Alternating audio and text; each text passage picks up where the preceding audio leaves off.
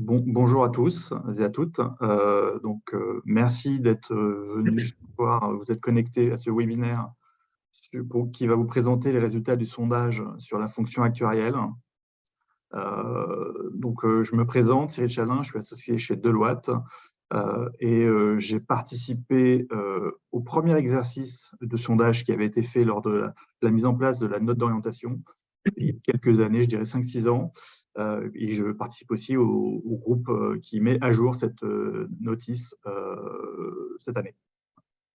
Laurent, je t'en prie. Voilà, donc Laurent Griveau, je suis directeur de la Maison des Actuaires et dans une expérience précédente, j'ai été titulaire de la fonction clé groupe et solo de Natixis Assurance et j'ai participé au dernier GT sur la refonte, enfin la complétude de la nouvelle note d'orientation sur l'exercice de la fonction actuarielle, publiée sur le site de l'Institut des Actuaires.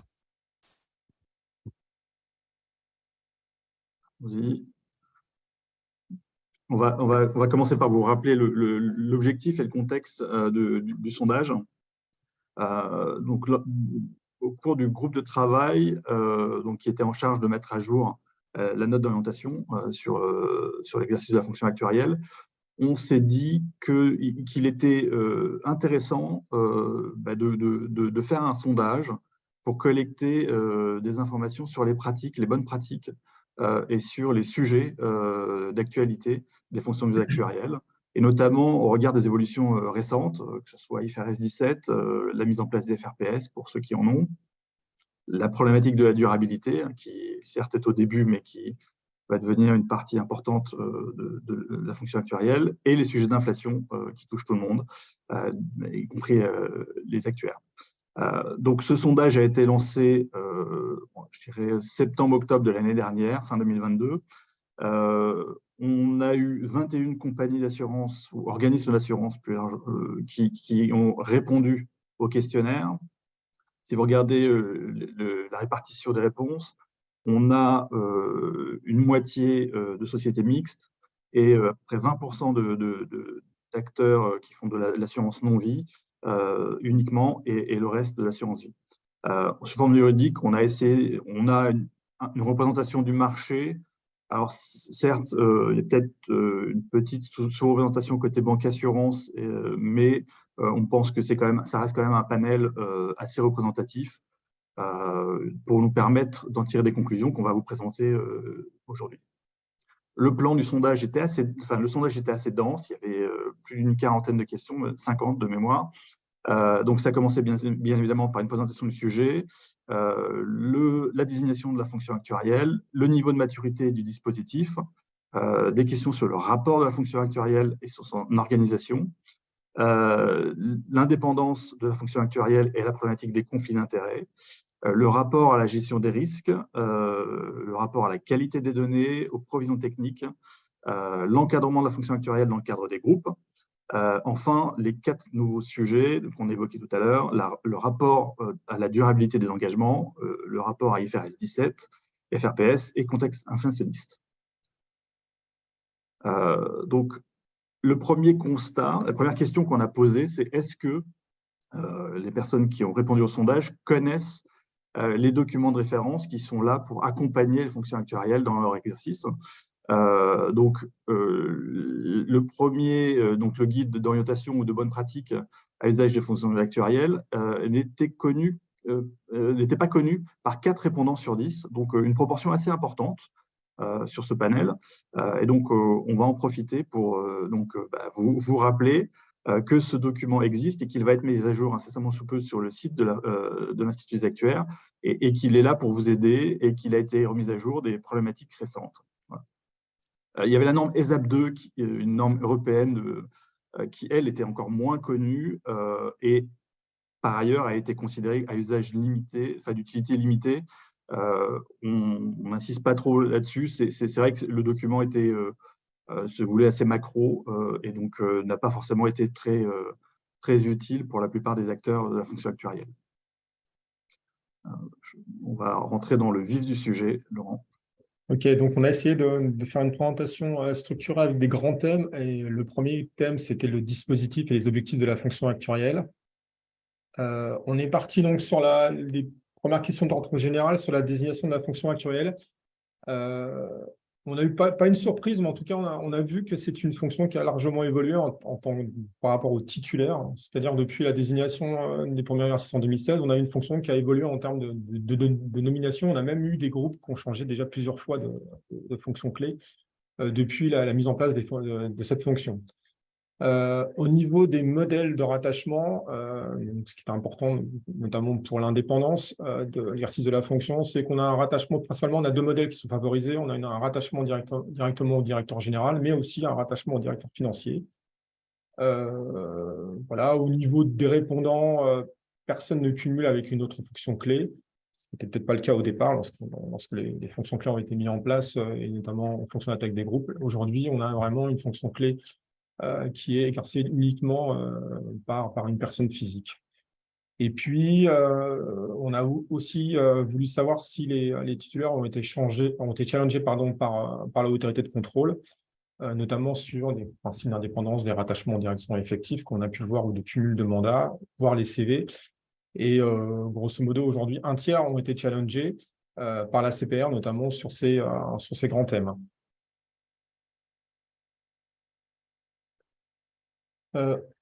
Toujours au niveau de la désignation, on a eu la satisfaction de voir que 86% des responsables des fonctions culturelles sont des membres de l'Institut. Donc, je pense que ça a dû sûrement faciliter l'acceptation, la désignation, la validation par l'autorité de contrôle. Principalement, elle est exercée au niveau de chaque entité opérationnelle, la fonction clé. Elle est aussi exercée par une personne physique. Dans l'ensemble des sociétés, il y a très peu qui sont portés par une responsabilité en dehors de cette personne physique.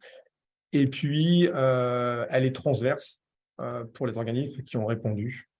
Donc, exercée de façon sur l'ensemble des groupes et transverse, quelles que soient les entités. Au niveau maturité du dispositif de la fonction actuelle, on a organisé la maturité selon deux angles. Le dispositif de la fonction clé en elle-même sur les missions, et ensuite sur le rapport de la fonction actuelle. Globalement, ce qu'on peut constater, c'est qu'il y a une bonne intégration dans la gouvernance générale de la société. Évidemment, on a des évolutions qui sont identifiées selon les moyens et les indépendances, mais globalement, on a quand même une bonne adaptation.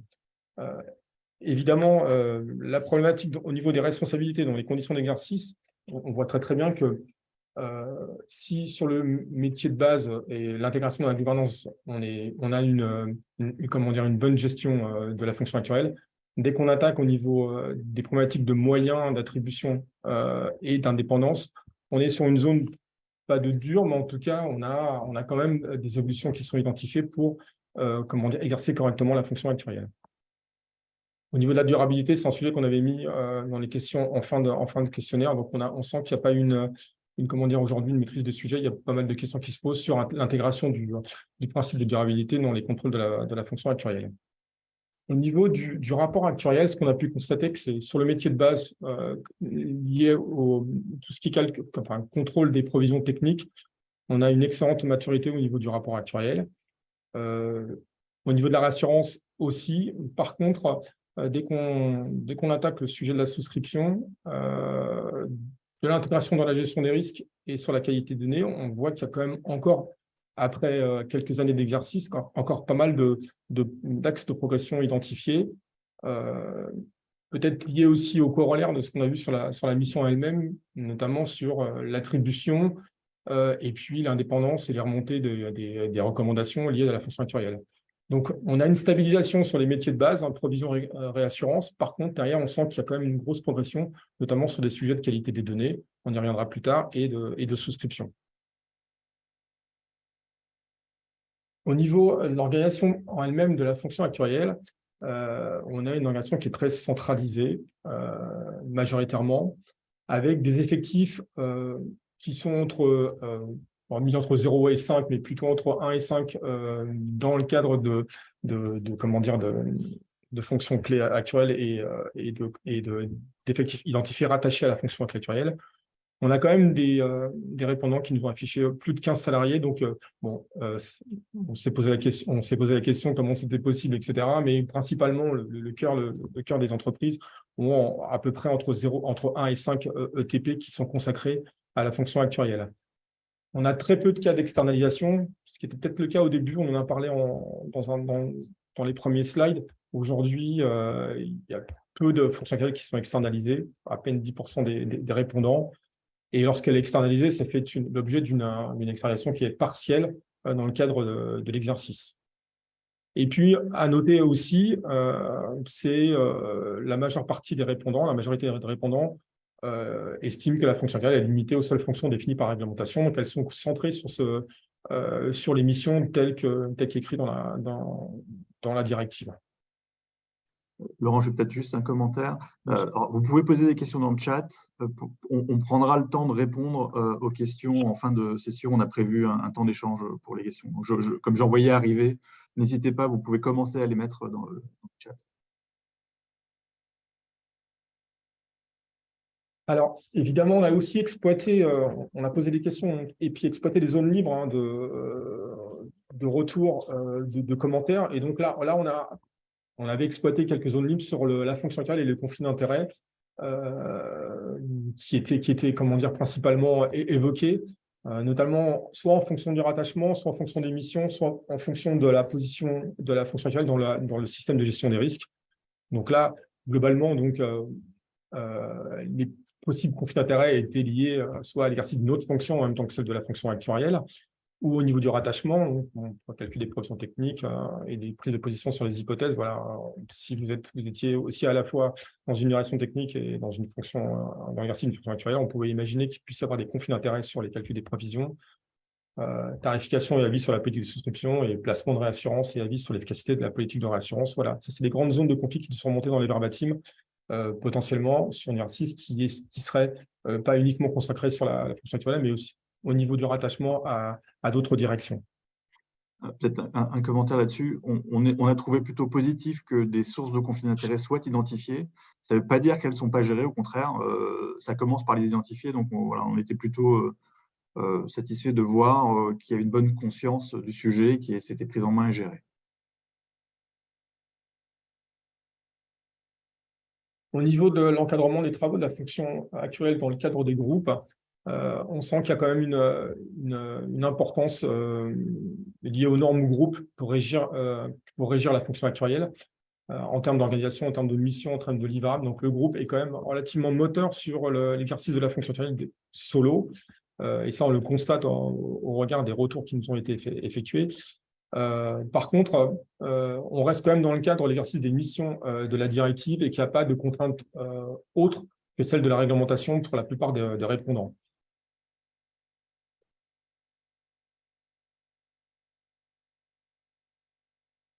Autre chapitre sur les missions. On a commencé donc sur les missions sur le rapport de la fonction actuarielle et de regarder comment le rapport a été abordé dans le cadre de l'exercice de la fonction actuarielle. Alors, majoritairement, il est fait présenter une seule fois, on le voit. Et puis, il y a quand même quelques sociétés quelques titulaires de la fonction actuarielle qui nous ont fait remonter qu'il était découpé selon les thèmes. Donc, il y en a quand même 5 qui ne le font pas en une seule fois, mais peut-être en fonction d'une temporalité d'exercice, le découpent par grands thèmes qu'on a identifiés, bien évidemment, les provisions techniques, la politique de souscription, la réassurance, la qualité des données et puis l'intégration dans la gestion des risques. Les travaux sont exercés par des équipes différentes des équipes opérationnelles, logiquement, dans le cadre des contrôles.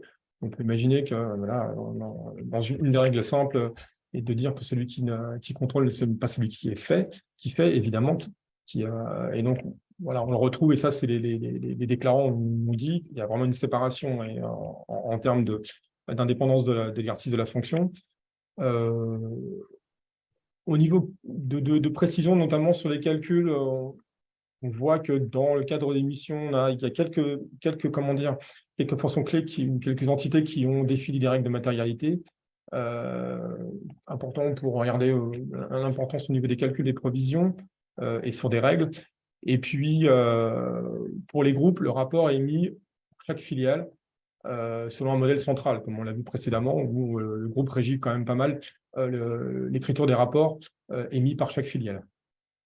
Et puis, il n'y a que 4 groupes qui ont choisi de ne produire qu'un seul rapport unique pour le groupe et ses filiales. Donc, une seule, là où on a principalement des rapports solo et des rapports groupes, on a quand même 4 groupes qui ne font qu'un rapport groupe et qui, pour l'ensemble de ses filiales.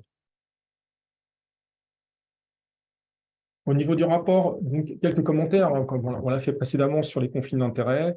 On a précisé, notamment pour les professions techniques, que le rapport, évidemment, formule son avis à la direction générale et aux instances dédiées à la clôture, donc principalement à la clôture, et puis quelquefois en cas de changement impactant au niveau des provisions, par les matérialités ou des changements peut-être de gamme de produits, et puis aussi les provisions S2 qui sont présentées après 2 fois ou plusieurs fois par trimestre en fonction des groupes et en fonction de l'organisation des groupes. Pour la souscription, on est dans le cas typiquement d'évolution de l'avis à la direction générale en fonction de nouveaux produits, de changements substantiels de produits existants, de revalidation tarifaire, donc très produit et très tarification des produits. Voilà, principalement. Et pour la réassurance, on imagine aussi qu'il y a aussi potentiellement la mise en place de nouvelles structures, une nouvelle structure de réassurance liée à des changements, potentiellement la mise à jour annuelle du plan de réassurance. Voilà, donc on a vraiment eu pas mal de réponses qui sont concentrées finalement à des changements notables pour faire évoluer le rapport actuariel.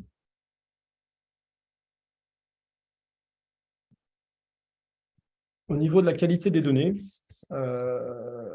alors, c'est un sujet important parce qu'aujourd'hui, on s'aperçoit que les responsabilités sont rattachées à la fonction actuelle, mais que la fonction actuelle s'appuie sur des travaux menés par une équipe en charge de la qualité des données. Donc, on a comment dire, pas une ambiguïté, mais en tout cas, c'est clair que la responsabilité est rattachée à la fonction actuarielle, telle qu'écrite dans la norme. Mais par contre, globalement, les travaux ne sont pas totalement, ils ne sont pas effectués par la fonction actuelle. Elle s'appuie sur les travaux qui sont faits par une autre entité. On voit que c'est quand même un sujet où les interactions restent à définir principalement. Au niveau des travaux sur le contrôle de la qualité, on s'aperçoit qu'il y a certes, il y a comment dire, il y a des travaux qui sont effectués pour montrer, pour répondre à l'ensemble, comment dire, des contrôles effectués. Mais globalement, on voit bien que c'est un sujet qui n'est pas totalement maîtrisé par la fonction actuelle, et notamment en termes de relation comment dire, de reporting dédié à la qualité des données.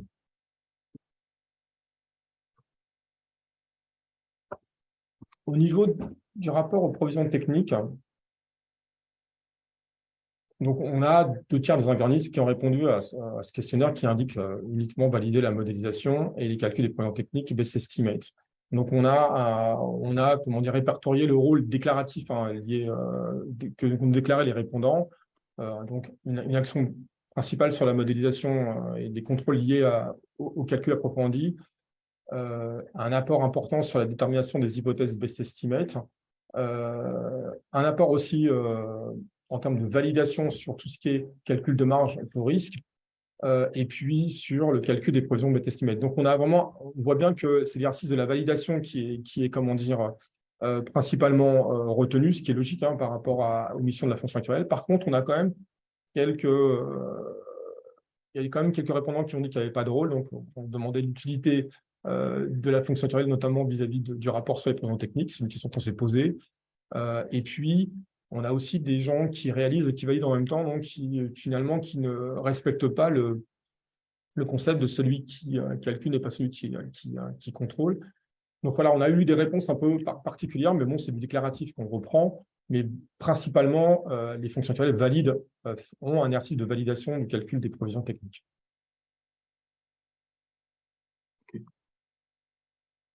Je vais te passer la parole, Oui, Cyril. oui, merci. Alors, peut-être juste, tu peux juste revenir sur la page d'avant, sur la partie comptable, parce qu'on va on va y revenir juste, si tu peux juste remonter. Non. Voilà. Oula. Pardon, Cyril. Excuse-moi. Sur la page d'avant, ouais. Si tu peux juste revenir sur la page comptable. Voilà. Donc, on est une section donc, sur la partie provision comptable. Donc, en fait, on s'aperçoit que ce rôle-là, et donc c'est un peu en lien aussi avec le FRPS, il n'y a pas de rôle explicite sur les provisions comptables, sauf pour la partie FRPS. Donc, ça répondra à une des questions qui a été posée. Sur le FRPS, comme il n'y a plus de provision solvabilité 2, le rôle de la fonction actuarielle sur la partie avis sur les provisions, il portera sur la partie comptable, donc c'est les provisions statutaires. Et donc forcément, sur ces entités-là, il y a un vrai rôle qui se crée et une validation qui rentre. Et donc on le voit apparaître là, et on en parlera un peu plus sur les FRPS. Vas-y, je t'en prie. On peut passer au risque. Alors, le rapport à la gestion des risques, il est pas très bien défini dans le texte, il est assez flou, et donc on voit bien qu'il y a un certain nombre de sujets qui peuvent être sur lesquels la fonction actuarielle peut contribuer. Et donc on avait identifié, on avait listé plusieurs sujets que vous voyez dans le graphique, et on a essayé de voir sur quels sujets les fonctions actuarielles travaillaient, et c'est assez variable en fonction des entités. Néanmoins, on constate qu'il y a quelques points communs qui apparaissent. La fonction actuarielle contribue quasiment systématiquement à la préparation du SFCR, à l'efficacité, enfin l'analyse de l'efficacité du programme de l'assurance, à la rédaction des politiques, donc certaines politiques, celles qui sont en lien avec la fonction actuarielle, et avec tout ce qui est autour des calculs de besoins en capital ou du processus ORSA, où typiquement, même si on n'a pas eu la réponse, ce qu'on peut voir, c'est par exemple, sur les projections des provisions techniques, dans le cadre de l'ORSA, on voit typiquement la fonction actuarielle intervenir. Donc, on n'a pas été surpris par ces réponses-là. Là où on a moins d'interaction, moins de contribution côté fonction actuarielle, c'est plutôt autour de la définition de l'appétence au risque ou des limites. Donc là, le rôle est généralement plus limité.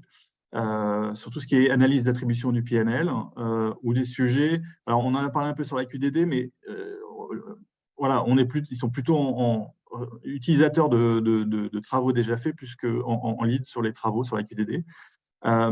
Et puis, l'avis pour le lancement de nouveaux produits, on n'a pas forcément une grosse contribution. Donc, on pourra reparler aussi si vous avez des questions. Mais c'est vrai que c'est une surprise. On pourrait s'attendre quand même sur l'avis de la souscription qu'il y ait un peu plus de commentaires qui soient demandés de la fonction actuarielle.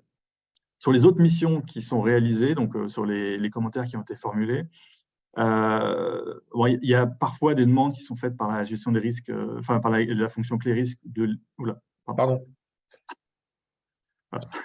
Fonction clé risque pour les accompagner sur certains travaux, sur le pilotage économique, sur l'alimentation des QRT et la mise en œuvre du modèle interne.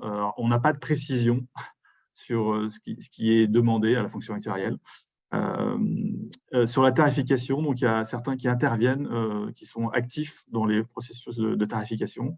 Sur l'analyse relative à la solvabilité, donc on en a parlé, la revue des calculs de SCR pour certains, et puis pour ceux qui sont soumis à FRS 17, on en parlera, validation des provisions techniques FRS 17 ou sociales, notamment FRPS. Donc c'est assez varié. Sur la partie durabilité, donc là on entre dans le sujet des nouveaux topics. Pour rappel, il y a une forte pression, vous n'êtes pas sans le savoir, sur les enjeux de durabilité, et d'ailleurs ça s'est traduit par la modification de la réglementation sur l'habité 2 en août de l'année dernière, où la notion d'obligation de considérer la durabilité dans les travaux de la fonction actuarielle a été introduite. Alors, il n'y a pas que la fonction actuarielle, mais c'était aussi le cas pour la fonction actuarielle. Et donc, toutes les fonctions actuarielles ont maintenant cette obligation d'intégrer cet élément de durabilité. Alors, il y a peu de précision sur le sujet. Et donc, comme l'a évoqué Laurent un peu plus tôt, c'est un sujet qui est assez neuf, pas complètement mature, avec peu d'acteurs qui ont vraiment travaillé sur le sujet. Néanmoins, on constate, ce que vous voyez en dessous, que certains acteurs ont déjà initié les travaux. Donc, que ce soit autour du suivi du respect, donc c'est des contributions, c'est pas forcément la fonction actuelle qui est en charge de ces travaux-là, mais qui a été amenée à contribuer à ces analyses-là, donc sur le respect d'engagement net zéro, sur l'analyse du risque climatique, même si on est au début de l'exercice, sur la mise en place de la taxonomie et des autres exigences de reporting, notamment SFDR, et puis sur le suivi des secteurs de production des clients en entreprise. Donc, il y a un certain nombre de fonctions actuarielles qui contribuent à cet exercice-là de suivi de la durabilité.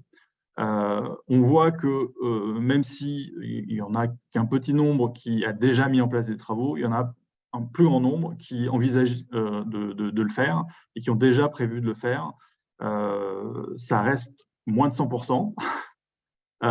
Donc, ça veut dire que c'est un exercice qu'il va falloir encore travailler. Et d'ailleurs, pour information, le guide d'orientation, enfin, la note d'orientation intégrera des éléments sur les aspects de durabilité pour la fonction actuarielle.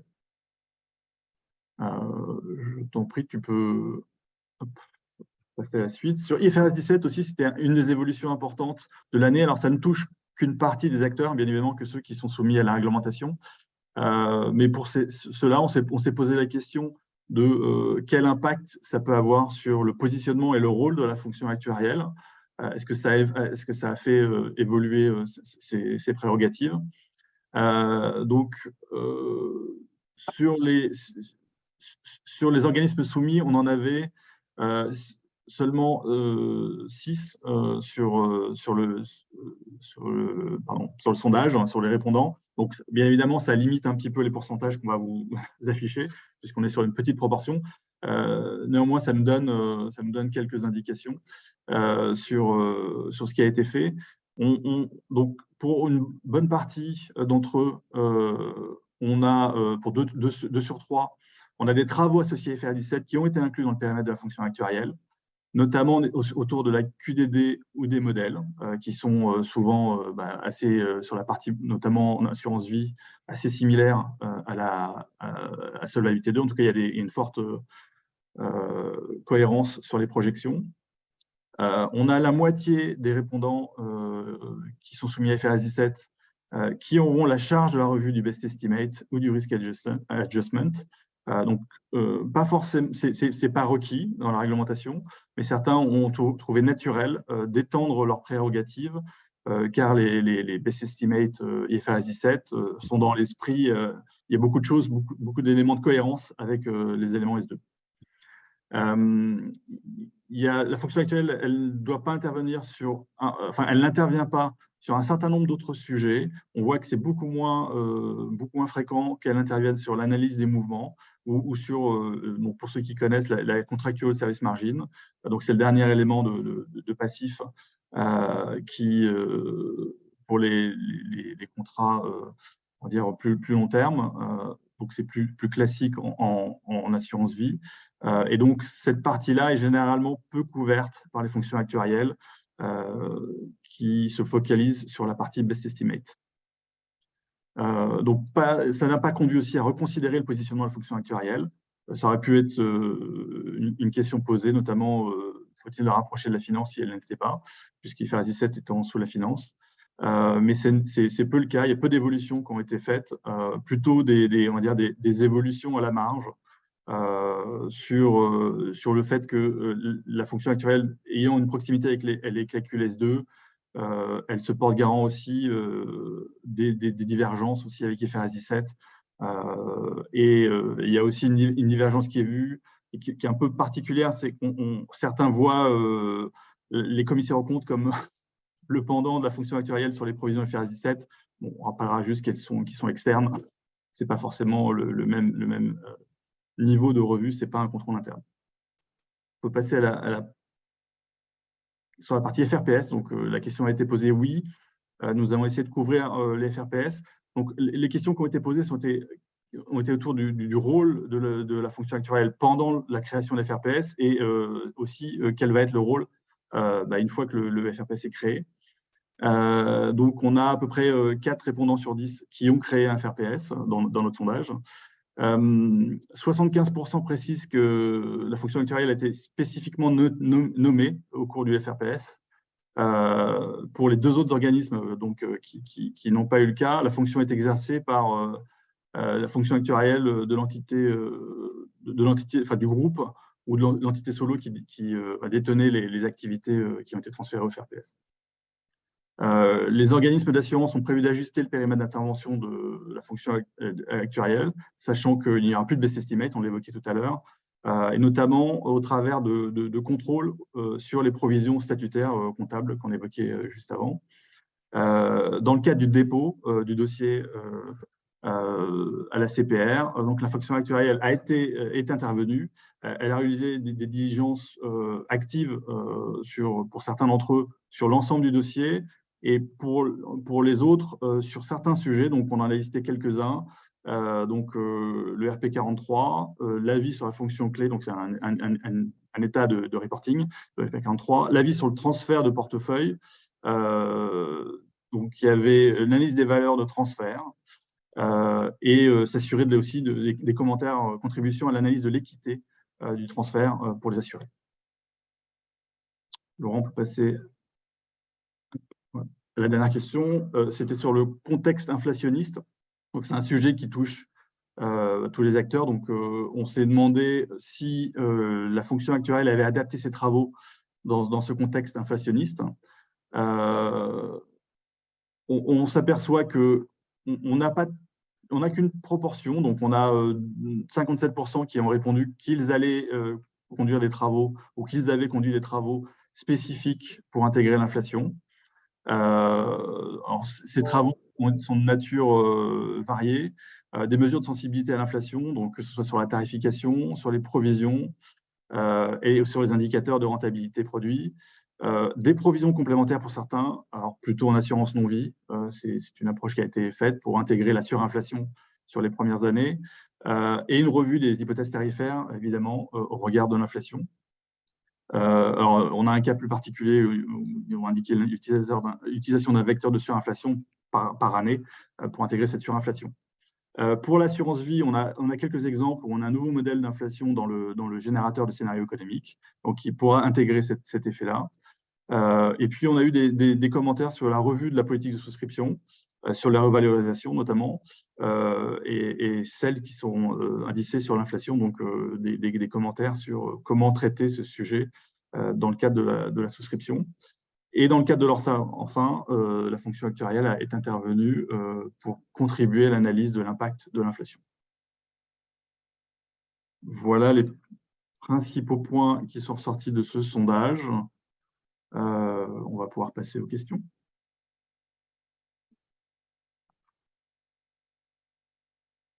Alors, je reprends les questions. Il y a une question, Cyril, sur la mesure de la maturité dans le dispositif de la fonction actuelle. Comment elle a été mesurée? Je te laisse répondre, tu veux que je réponde? Bon, je vais commencer. Alors, ce n'est pas une mesure scientifique. Hein. Déjà, ce qu'il faut, on aurait dû dire au début, c'est que c'est sur base déclarative. Hein. C'est un sondage, on n'a pas fait d'évaluation nous-mêmes sur la maturité ou sur les réponses qui ont été faites. C'est une auto-évaluation de la fonction actuarielle elle-même qui a jugé sa maturité sur le sujet et j'imagine sur est-ce que c'est un sujet qui a été traité, qui évolue peu, ou est-ce qu'il y a encore beaucoup de choses qui sont encore à développer et qui a fait sa propre évaluation de la maturité.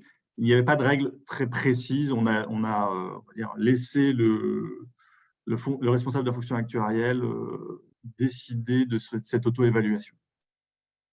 Ouais, si je peux compléter, donc c'est vraiment du déclaratif, donc on l'a exploité. Grosso modo, si on fait l'extension sur la gouvernance et liée à la mise en place de la fonction actuelle dans le système de gestion des risques, c'est une partie qu'on ne développera pas non plus dans la notation parce qu'aujourd'hui, les bonnes pratiques, elles sont mises en place par les entités elles-mêmes. de sorte à s'organiser pour assumer l'ensemble des fonctions clés, de la fonction clé actuelle à la fonction clé gestion des risques, en passant par la conformité. Donc là, la maturité, on voit très bien que la fonction actuelle est très à l'aise sur les métiers, sur les cœurs de métier, sur les provisions techniques. Par contre, évidemment, dans le cadre de l'exercice, et tel que ça nous a été remonté, on a noté peut-être des difficultés ou comment dire, des choses qui sont améliorables, notamment sur peut-être la définition, l'attribution de moyens, et puis surtout la remontée des recommandations et du suivi et de l'intégration peut-être des recommandations et des changements d'hypothèses dans le cadre des calculs des provisions techniques et l'intégration dans le modèle. S'inscrire dans un calendrier. Moi, pour avoir exercé cette fonction clé, ça a toujours été une difficulté de se mettre dans le cadre d'une gestion classique de modèle et de dire, bah voilà, moi, j'aimerais travailler sur telle hypothèse et l'intégration dans le modèle, il y avait toujours un temps de latence. Donc, on avait ce problème de temporalité. Donc, aujourd'hui, on voit bien que la maturité, certes, sur l'émission, elle est réelle. Par contre, dès qu'on on va approfondir sur la remontée ou le traitement des recommandations de la fonction actuelle, on a quelque chose qui est largement améliorable dans l'exercice de la fonction. Je prends les messages au fur et à mesure. Ouais.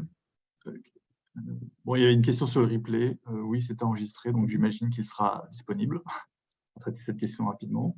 On a une question sur la fonction actuelle et le droit de vote si un acteur vient présenter des travaux, notamment dans le cadre d'un conseil d'administration.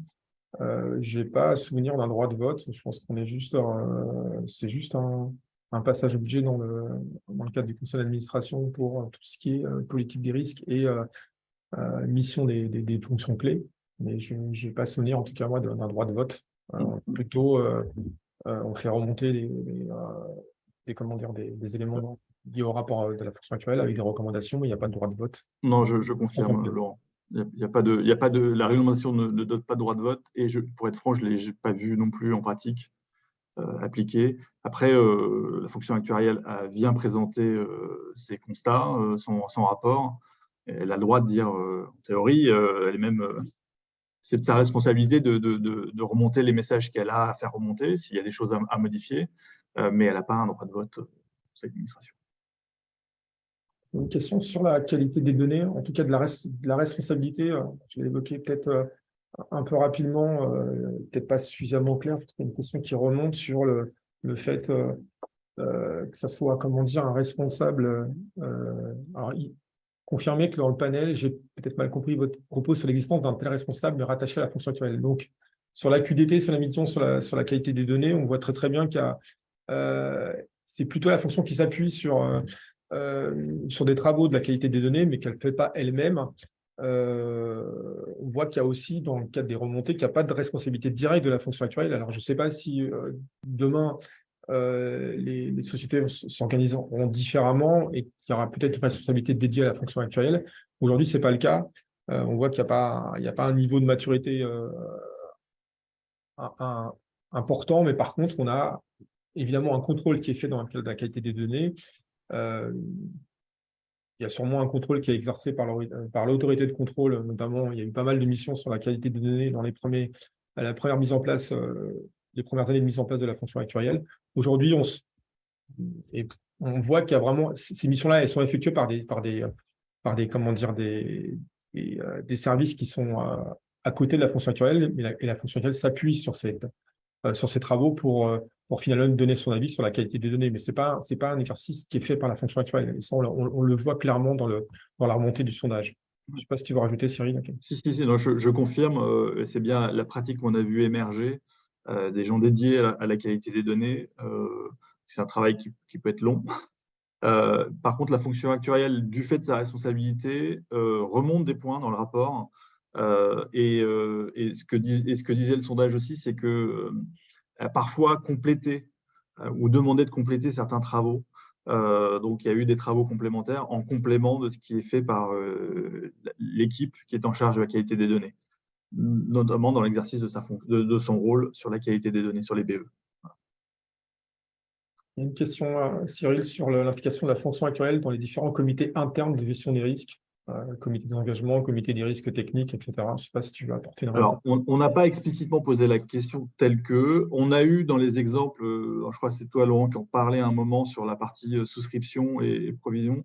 Le comité des engagements, on a certains responsables de fonction actuarielle qui nous ont remonté participer au comité des engagements.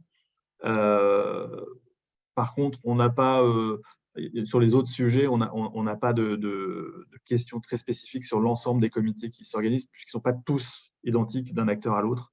Peut-être un sujet pour un prochain questionnaire. J'ai une question sur la liberté du salarié en charge de la fonction actuarielle vis-à-vis de son employeur. Donc, une question sur l'indépendance des fonctions. La liberté d'exercice, en tout cas, dans la directive, on parle bien comment dire, d'exercice, de libre exercice des contrôles et d'accès à l'ensemble des informations pour exercer ces contrôles. Après, pour l'avoir exercé, il y a évidemment des limites entre des conflits d'intérêts ou faire remonter des choses qui iraient à l'encontre peut-être des calculs de solvabilité et peut-être de mettre à mal finalement la couverture et le calcul du ratio de solvabilité par des principes liés, émis par la fonction actuelle. On est dans un exercice qui peut être ambivalent, mais bon, l'idée c'est que tout le monde concourt pour la couverture des risques de l'entité et que chacun y contribue. Maintenant, la liberté, normalement, elle est exercée, hein, notamment parce que c'est une règle qui est émise par la directive. Après, l'exercice réel est souvent d'un autre ordre. L'idée, c'est que tout le monde concourt à l'amélioration de la couverture des risques, quelle que soit la fonction clé exercée. C'est l'exercice toujours un peu, voilà, c'est souvent sur les responsables de fonction actuarielle, donc la CPR poussée pour avoir quelqu'un qui est relativement, on va dire, senior, pour justement être en mesure de remonter les points et d'avoir voilà, ce poids et qui connaît l'entreprise. C'est un peu comme ça que la CPR a poussé pour cette direction, pour permettre cette liberté. Après, c'est un exercice, comme partout, un peu voilà, qui s'adapte sur chaque société. C'est ce qui est remonté d'ailleurs dans la maturité du dispositif, notamment sur l'indépendance des remontées de recommandations. Donc, on a des choses qui sont améliorables, qui sont clairement émises dans le sondage, hein, en tant que déclaratif, hein. Donc, je sais que c'est une vraie question, même si les règles sont connues à la base, il y a quand même voilà, pas d'ambiguïté, mais en tout cas, c'est cette problématique de dire je suis totalement indépendant, j'ai tout le dispositif des données pour exercer ma fonction. Après, il faut l'insérer dans le cadre de la gestion globale des risques de l'entreprise. Il y a une question sur est-ce que le salarié en charge de la fonction actuarielle bénéficie-t-il du statut de lanceur d'alerte? Alors, je ne pense, enfin, ce n'est pas demandé explicitement dans la réglementation. Je ne sais pas si ça a été mis en place. Après, l'objectif, c'est que s'il y a un sujet, le responsable de fonction actuarielle doit pouvoir accéder à la MSB. C'est tout le principe de l'accès à la MSB. S'il y avait blocage pendant les managements, cet accès permettrait justement de faire remonter les points. Voilà. Donc, je ne pense pas qu'il y a un rôle officiel, enfin un statut officiel de lanceur d'alerte. Mais à vérifier. On n'a pas posé la question.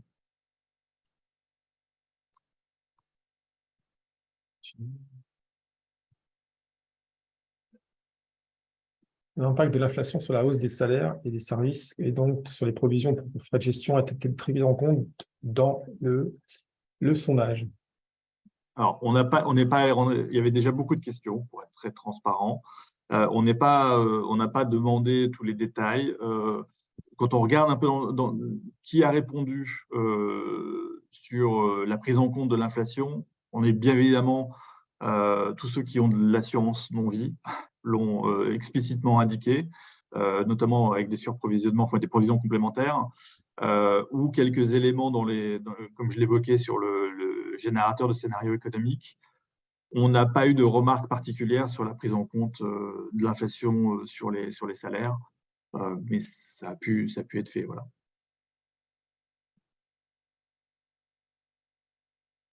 Pas d'autres questions.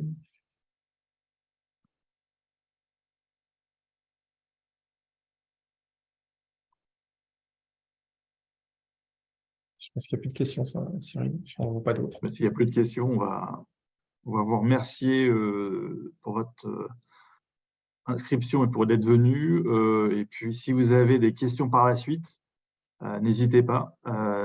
N'hésitez pas à rentrer en contact avec nous. Et puis, les slides, comme il y a une question qui vient d'être posée, oui, les slides seront déposés sur le site. Alors, je ne sais pas à quel horizon, Laurent, tu en sauras un peu plus que moi, mais ça sera déposé, accessible, j'imagine. Oui, alors, rapidement, ce qu'on peut dire aussi, c'est que la note d'orientation, donc la mise à jour, une fois qu'elle sera validée par le conseil d'administration de l'Institut, elle sera mise à disposition des membres de l'Institut via le site Internet.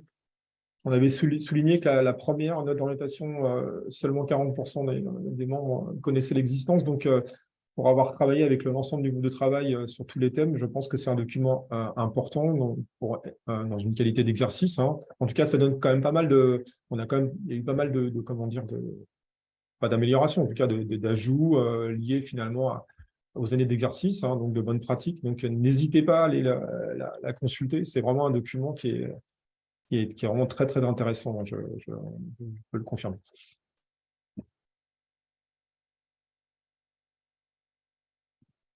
Et sur le prochaine enquête, si vous souhaitez participer ou si vous avez des questions particulières que vous souhaitez voir aborder, pour intégrer ça, je ne sais pas à quel horizon, mais Laurent pourra noter ça comme action. Pas de problème. J'ai une question sur où trouver la note d'orientation. Elle est sur l'arborescence, sur les textes, plutôt côté gauche de l'arborescence du site internet de l'Institut des actuaires. Dans les notes d'orientation, vous trouverez, il y a un chapitre sur les notes d'orientation. Donc, la précédente, qui a été validée en 2018, y figure toujours et on va la remplacer dès qu'on aura validé la prochaine, qui est incessamment sous peu. Merci, en tout cas. Merci beaucoup. Et à bientôt. Bonne soirée. Merci, bonne soirée.